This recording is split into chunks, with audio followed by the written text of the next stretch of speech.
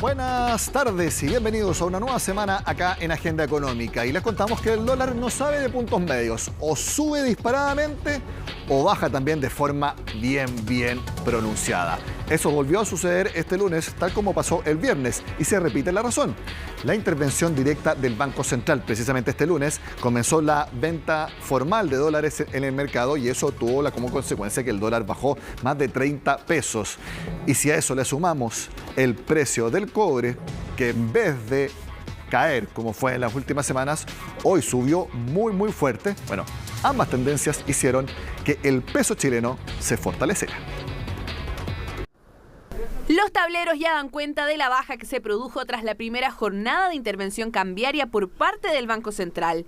En los últimos 2 días la divisa perdió 105 pesos y este lunes cerró en 941. Lo que está logrando la intervención cambiaria es hacer que el mercado vuelva a funcionar de manera más normal, que los precios del tipo de cambio se muevan en torno a los fundamentos y que no sean aquellas fuerzas quizás especulativas que estén generando una mayor volatilidad. Los analistas explican que la efectividad de la medida implementada pasa, entre otras cosas, porque el componente especulativo se redujo en gran medida y también por la abundancia de oferta en el mercado. Solo para esta semana el Central pondrá a la venta directa 1.000 millones de dólares.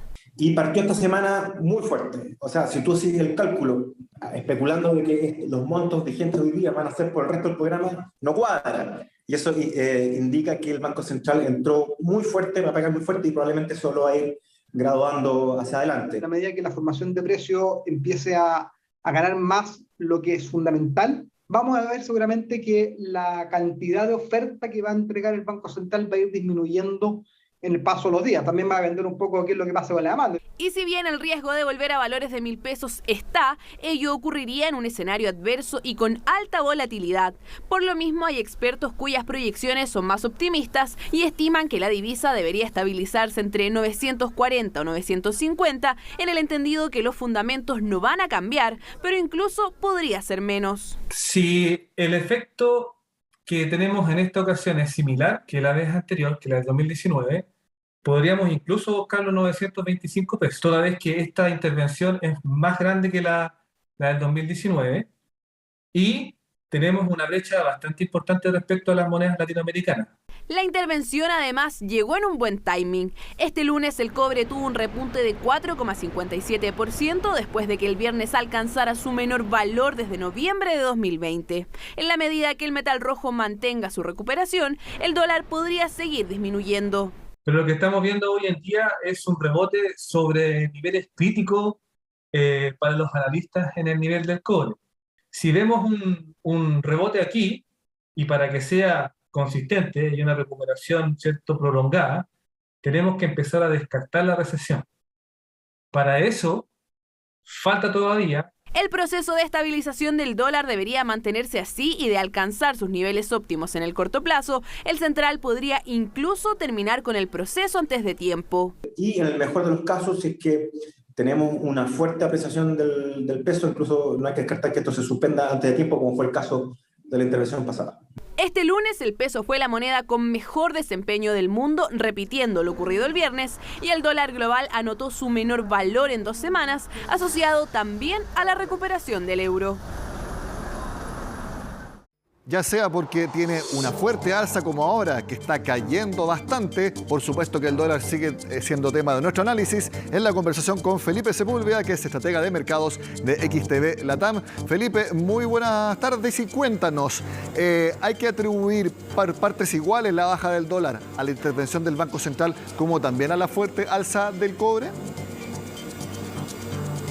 Hola, muy buenas tardes. Sí, son varios factores los que tenemos que considerar en este retroceso agresivo que ha tenido el dólar. Uno de ellos, efectivamente, la intervención que se dio a través del Banco Central, y otra, el repunte que ha tenido el cobre, dado las disminuciones de las expectativas por parte de la próxima subida de tasas de la Reserva Federal.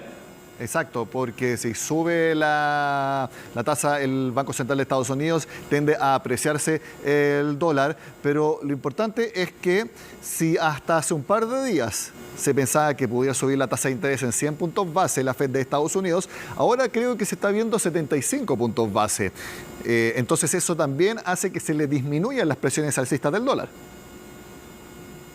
Efectivamente, de hecho ya el mercado descuenta casi en un 80% que la próxima reunión viene una subida de 75 puntos bases y eso aliviana un poco las expectativas, hizo retroceder el dólar a nivel internacional y de paso también darle un mayor alivio a las presiones a los metales y a la gran mayoría de los instrumentos a nivel mundial. De hecho, como podemos ver en la gráfica, ese gran retroceso que se empezó a especular desde la semana pasada, lo hemos visto en estas últimas 3 sesiones y este retroceso que se ha dado casi de 120 pesos entre el día jueves y el día de hoy. ¿Y ese retroceso hasta dónde creen ustedes que puede llegar? Obviamente con la información que tenemos hasta ahora, porque este escenario va cambiando día a día. Porque yo estuve viendo algunos análisis de que el dólar podría situarse en torno a los 850 con el escenario actual.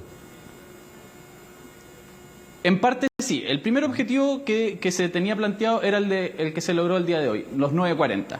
El posterior objetivo ya está en torno a los 900 y en 905, 906. De ahí ya el siguiente nivel es zona de 870, que sería recuperar los niveles antes de esta extremada explosión. Pero la media, en realidad, está efectivamente entre 8.40 y 8.50.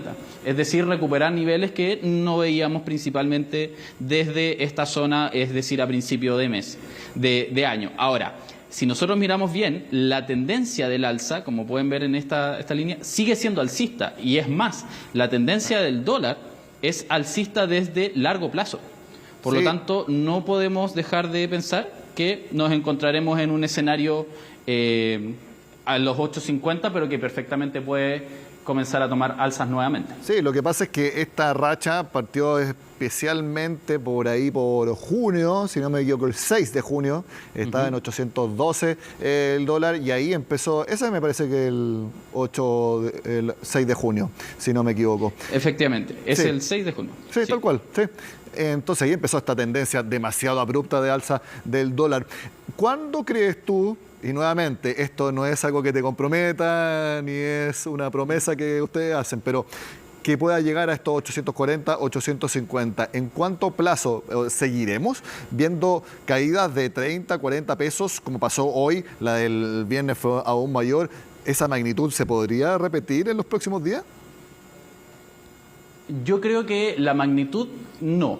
Lo más probable es que vamos a ver un escenario un poco más calmado en este descenso, principalmente porque hoy día empezaron las puestas en marcha de la intervención que ha hecho el Banco Central y porque durante esta semana lo más probable es que las expectativas estén un poco más bajas. La clave va a ser la próxima semana. La reunión de política monetaria de Estados Unidos va a ser la clave para anticipar qué posibilidad hay de que se dé este escenario en forma más agresiva o lo vayamos manejando de aquí hasta la próxima reunión que ya sería en septiembre. Entonces, bajo ese escenario podríamos tener un escenario acelerado si es que la Reserva Federal da la sorpresa la próxima semana o uno mucho más calmo y paulatino de aquí por lo menos hasta septiembre en su próxima reunión de política monetaria. Felipe, ¿puedes contarnos un poco cómo ha estado el volumen de transacciones en el mercado hoy con ya habiendo comenzado el Banco Central a vender dólares en el mercado spot o internamente se ha visto entonces más movimiento y que eso también es lo que explica lo que vimos hoy con el tipo de cambio? Sí, de hecho hemos visto un aumento sustancial en los volúmenes de transacción, sobre todo entre el día viernes y hoy día. ¿Qué quiere decir esto? La verdad es que cuando el día jueves el central da su anuncio, inmediatamente el mercado reacciona y de hecho lo pudimos ver en este movimiento que se refleja el día viernes. El día de hoy, ya con la puesta en marcha un poco más calma, vuelve, pero con más calma, y lo más probable es que van a ir disminuyendo un poco los volúmenes, pero siempre manteniendo la calma. ¿Sabes qué, Felipe? Aprovechando que tenemos la gráfica en pantalla, nunca hemos explicado a las personas cómo leerla. Yo me imagino que con lo que estamos viendo ahora es cuando vemos las rayas verdes, significa alzas en el precio del dólar, y cuando vemos en rayas rojas es caída. Un poco para que también las personas que están viendo ahora sepan leer desde sus casas lo que les mostramos. Efectivamente, de hecho, cuando nosotros vemos velas verdes acá, quiere decir que hay un mayor volumen de compra versus uno de venta. Pero perfecto. Cuando vemos velas rojas, lo que vemos es que hay un mayor volumen de ventas que de compras. Y eso es lo que nosotros tratábamos de mostrarle en el reflejo de las últimas 3 sesiones, al fin y al cabo. La fuerte caída y el fuerte aumento y el gran tamaño que está teniendo las velas vendedoras, al fin y al cabo. Velas, miren, eso es un nuevo concepto entonces que vamos a estar incorporando acá en Agenda Económica. Felipe Sepúlveda, estratega de mercados de XTV. Muy buena conversación este lunes. Que esté muy bien. Usted igual, que muchas gracias. Muy bien, ahora vamos a hablar de otro índice que, al igual que el dólar, muestra una baja importante, la confianza de los consumidores. Esta es una medición que se denomina IPECO y que desarrolla la Universidad del Desarrollo, valga la redundancia. Bueno, este índice llegó a su menor nivel desde octubre de 2021 y vamos a mostrarles los números para que se hagan una idea de la magnitud de esta baja. Aquí lo mostramos. Como ven, UDD, la Universidad del Desarrollo. En junio de 2021, hace poquito más de un año, la confianza marcaba 78,9 puntos. Subió bastante ya para mayo, 103,8. Sin embargo, empezó a bajar y ya está en 96,9.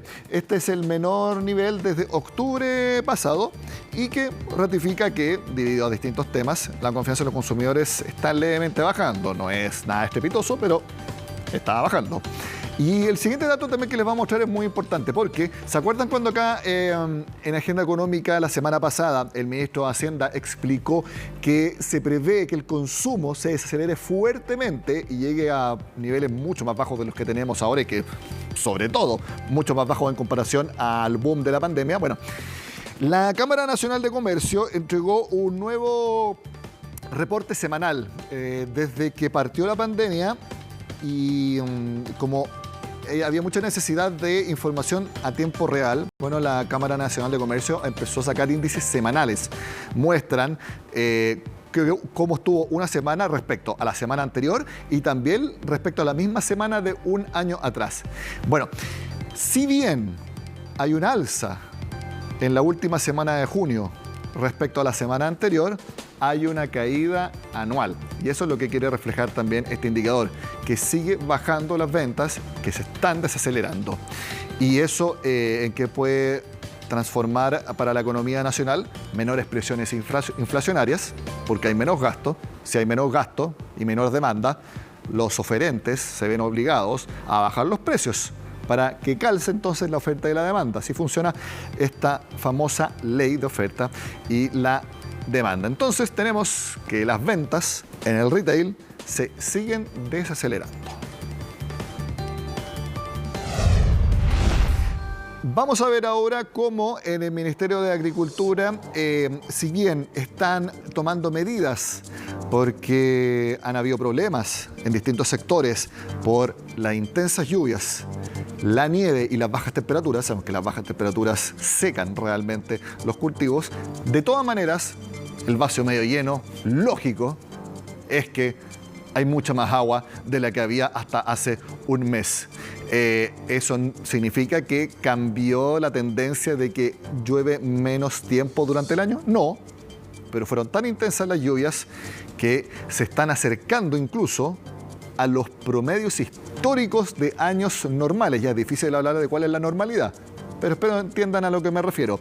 ¿Qué es lo que consigue esto? Que mejora las condiciones y el optimismo para el riego en la agricultura de nuestro país. Estamos con lluvia histórica, acercándonos al promedio del siglo, no al promedio nefasto de la supersequía de 12 años.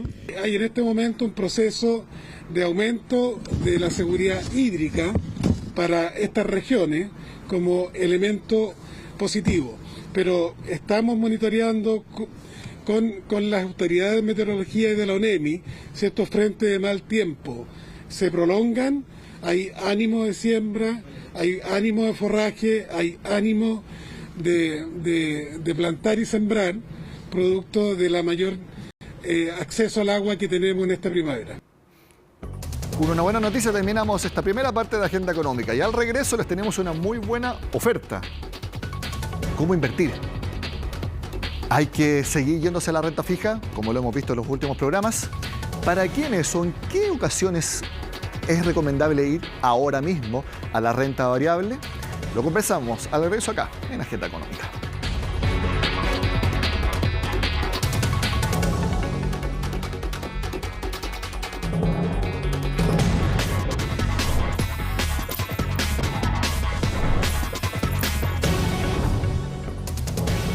La semana pasada teníamos al dólar subiendo fuertemente. Hoy lo tenemos cayendo debido a las intervenciones del Banco Central y también a la alza del cobre. Bueno, también hay ruido respecto a cuán probable pueda ser una recesión global. Todos estos son elementos que hacen muy necesario estar actualizando constantemente las recomendaciones de inversión.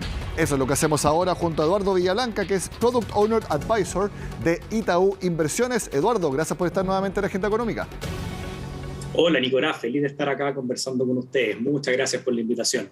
¿Cuáles son las principales preguntas que le hacen sus clientes y que ustedes se pueden servir como guía para que las personas tengan claro si tiene que mover a parte de sus inversiones, si tiene que hacer ajustes en sus portafolios? Yo creo que, como comentabas tú al principio, hay dos factores que se repiten y que generan bastante preocupación en torno a los clientes. En primer lugar, como comentabas tú, esta depreciación que hemos tenido en el tipo de cambio últimamente es un factor que genera bastante preocupación, sumado también a lo que comentabas tú en relación a los temores de una desaceleración económica más pronunciada y eventualmente también una recesión. Y yo creo que el denominador común que tienen estos dos factores que generan preocupación es básicamente el retiro de estímulos que estamos teniendo a nivel global y en particular el mensaje más agresivo que tuvimos en la última reunión por parte de la FED. Así que ciertamente que tipo de cambio y eventuales temores de una recesión son los dos factores que más generan preocupación al día de hoy dentro de los inversionistas y nuestros clientes, sin lugar a dudas. Y la siguiente pregunta lógica, después de que ustedes le explican el panorama, los clientes deben decirle, bueno, ¿qué hago? ¿Cuáles son las respuestas? Y después vamos conduciendo la conversación. Sí, yo creo que en primer lugar siempre nosotros recomendamos a los clientes que busquen asesoría especializada en inversiones, que en primer lugar identifiquen bien cuáles son sus objetivos, horizonte de inversión y también perfil de inversionista, y en base a eso nosotros obviamente podemos ir haciendo una recomendación más a la medida, tomando en cuenta obviamente esas consideraciones por cada cliente. Yo creo que la clave siempre en inversiones es diversificar, no tampoco apanicarse en estos entornos de mayor volatilidad. Yo creo que hay que entender un poco que tanto cuando tenemos crecimiento positivo como cuando también podemos tener eventualmente una recesión con crecimiento negativo, es parte normal de los ciclos económicos, de lo que pasa con los mercados financieros, y creo que lo principal es entenderlo así, como parte normal, como ciclos económicos que ocurren, que han ocurrido en el pasado y que probablemente van a ocurrir en el futuro. Entonces, teniendo claro eso, teniendo claro los objetivos, el horizonte de inversión y el perfil de inversionista que tiene cada persona, yo creo que la clave siempre va a ser la diversificación para que las personas precisamente en estos minutos de mayor volatilidad estén invertidos de acuerdo a su nivel de tolerancia al riesgo y puedan pasar de alguna forma estos episodios más volátiles con mayor tranquilidad. Entonces, pero la clave para nosotros es la diversificación. Diversificación. Seamos bien didácticos entonces en lo que viene, Eduardo. Para una persona que tiene un alto aguante al riesgo y no tiene mayor horizonte respecto a una inversión en particular, sino que lo que busca es rentabilidad. Yo he escuchado a varios que han dicho que renta variable ahora es una buena opción porque ya más de lo que cayó es difícil. Yo creo que es un buen tema, la verdad. Obviamente no tenemos una bola de cristal para poder anticiparnos y saber qué es lo que va a pasar hacia futuro, pero eventualmente en estas crisis, cuando hay caídas, ¿no es cierto?, en los mercados y hay mayor volatilidad, al final del día, si tú eres un inversionista que puede, ¿no es cierto?, mantener un horizonte de inversión de largo plazo, hablando de 3, 5, 7, 10 años, incluso más, sin lugar a dudas que puedes encontrar oportunidades precisamente en este tipo de escenarios con caídas. Al final del día, El S&P, por ejemplo, en Estados Unidos, que es el principal índice de acciones bursátiles en el mundo prácticamente, ha caído aproximadamente un 20% en el año. Entonces estás comprando con descuento, por ponerlo de alguna forma, este indicador, este índice, estas acciones en Estados Unidos, y obviamente si tienes un horizonte de inversión de largo plazo y estás dispuesto también a tolerar la volatilidad que eso implica, porque no sabemos cuándo puede terminar la volatilidad y podría incluso caer un poco más, pero si estás dispuesto a tolerar eso, obviamente al día de hoy y en cualquier caída estás comprando con descuento. ¿Tú recomiendas una selección de distintas acciones, tanto local como en el extranjero, o una inversión en un fondo mutuo que replique en un índice, invertir en un ETF también? ¿Cuál sería? Yo creo que la principal característica que uno debería buscar en sus inversiones es la diversificación, y como comentabas tú, hay varios tipos de productos en los que podemos invertir. Están los fondos mutuos, que yo creo que son para las personas que tienen un nivel de sofisticación no tan alto, son alternativas sencillas. En Itaú, por ejemplo, tenemos los fondos mutuos Mi Cartera, que son alternativas bien diversificadas, que tienen, dependiendo del nivel de riesgo, desde instrumentos de deuda hasta también un porcentaje que va cambiando dependiendo del fondo en renta variable, todo esto tanto en mercados locales como internacionales. Entonces, con fondos mutuos tú puedes lograr un portafolio bien diversificado. En Itaú, con los fondos mutuos Mi Cartera, están las alternativas de los fondos mutuos balanceados o gestionados también que tenemos, que tiene también el resto de la industria, que te permiten precisamente eso, tener un nivel de diversificación alto sin tener que estar tampoco complicándote tanto con tus inversiones. También está la opción de invertir directamente a través, por ejemplo, de una corredora de bolsa como Itaú, que puedes tener disponible acceso a acciones directamente, a instrumentos de deuda directamente y también a instrumentos en el mercado internacional, sean acciones de Estados Unidos o el resto del mundo, o también ETF, que es un instrumento que es similar a un fondo mutuo, que transa en bolsa, pero que tiene un costo más barato porque en general tienen una gestión más pasiva. Entonces yo creo que hay distintas opciones que uno puede optar, en las que uno puede invertir. Para quien tiene alto aversión al riesgo, que puede aguantarlo, pero que busca algo en el corto plazo, ahí sí sería la selección de acciones, obviamente con mucha más información en mano. Para alguien, efectivamente, claro, que tenga mucha tolerancia al riesgo y pueda aguantar, efectivamente, como comentas tú, la mayor volatilidad que podamos tener, invertir 100% en renta variable, en acciones, puede ser una opción. Obviamente hay sectores que están bastante castigados al día de hoy. El sector tecnológico, por ejemplo, en Estados Unidos, tuvo una caída bien abrupta a comienzos de este año, y por ejemplo, obviamente hemos visto personas que están viendo ese descuento que tiene este sector e invertir directamente en acciones de algunos sectores que pueden estar mucho más golpeados versus otros. Eduardo, para el otro segmento de clientes, personas que no les gusta el riesgo, que quieren estar tranquilos y que pueden tener un horizonte de inversión tampoco definido, o puede ser... Lo importante es que la plata esté lo más resguardada y que ojalá rente, pero lo importante es que esté resguardada. Ahí, como lo hemos visto durante el último tiempo, renta fija, sobre todo que están rentando bien por las tasas de interés. Exactamente, como comentabas tú, la renta fija y en particular local se ve muy atractiva al día de hoy. Yo creo que después del 2021 y gran parte también de los ajustes de alzas de tasas que hemos tenido por parte del Banco Central, hemos llegado a tener un nivel de retorno que cada mes, con cada alza que tenemos por parte del Banco Central y la TPM, empieza a ser más atractivo, y eso obviamente, como dices tú, permite para clientes de un perfil más conservador, que no quieren tolerar tanta volatilidad en sus inversiones, precisamente invertir en renta fija local con niveles de retornos que son bien atractivos. Piensa tú que, por ejemplo, un depósito a plazo está rentando entre un 10% a 10,5% aproximadamente, dependiendo del plazo en el que uno lo tome, y obviamente los fondos mutuos de renta fija local, que tienen un poco más de riesgo que el depósito a plazo, están rentando también un poco más. Entonces, al día de hoy es una alternativa súper atractiva, en la que hemos visto harta demanda también por parte de los clientes, dado los niveles de retorno atractivos que tenemos al día de hoy en la renta fija local. Yo separaría un poco también eso de la renta fija internacional, porque hemos tenido un año más volátil para la renta fija internacional, dado el retiro de estímulos que estamos teniendo por parte de la Fed, que de hecho se espera también que esta semana comience el alza de tasas después de 10 años por parte del Banco Central Europeo, y eso puede seguir generando un poco más de volatilidad también por el lado de la renta fija internacional, en donde creo que hay que ser ahí más específicos en mencionar que la renta fija internacional se ve con un poco más de volatilidad versus la renta fija local, que se ve súper atractiva al día de hoy.